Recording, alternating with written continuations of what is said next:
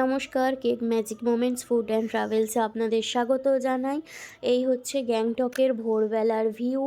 আমরা ভোরবেলা গাড়িতে করে বেরিয়ে পড়েছি গ্যাংটক থেকে জুলুকের উদ্দেশ্যে।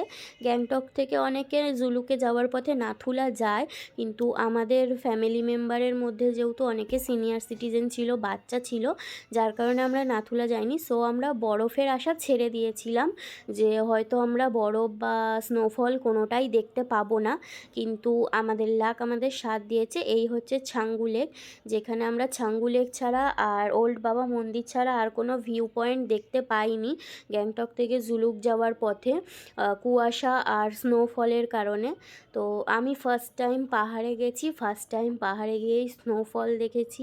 খুব মজা করেছি সবাই মিলে স্নোফলে, মানে প্রচুর মজা হয়েছে, ভাবিনি এত মজা হবে।